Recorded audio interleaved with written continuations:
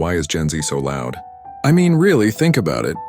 For generations, the deal was pretty simple.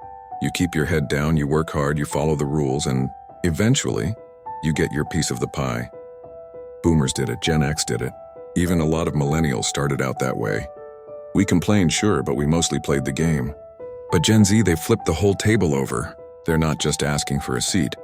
They're redesigning the entire room and questioning why the table was even there in the first place.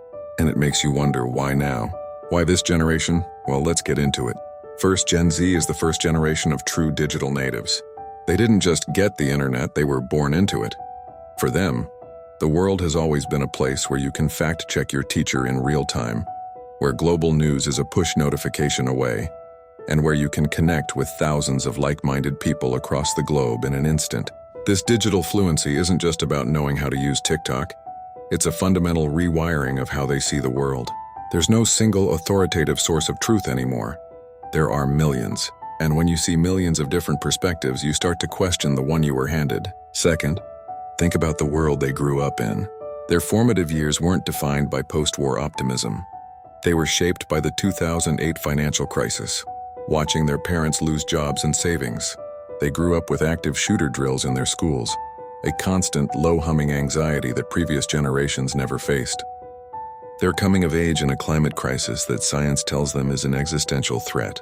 So when someone tells them to just work hard and it'll all work out, it sounds like a lie. They've seen the system fail, repeatedly. Their skepticism isn't pessimism. It's a logical conclusion based on the evidence they've been presented their entire lives. And here's the biggest piece of the puzzle. They saw what happened to millennials. They watched us follow the rules. We got the degrees. We took on the crippling student debt. We worked the unpaid internships, all for the promise of a stable career that, for many, never fully materialized. Gen Z had a front-row seat to the millennial burnout and disillusionment show. They saw us get played, and they collectively decided, nope, not us. They're not waiting 30 years for a pension that might not be there. They're demanding fair pay, work-life balance, and mental health support right now. So, why now? Because they are the first generation armed with global, instant information, raised in an era of visible systemic failure, and educated by the cautionary tale of the generation just before them. They aren't being difficult, they're being practical. They're not just loud. They're the smoke alarm for a house that's been quietly smoldering for decades.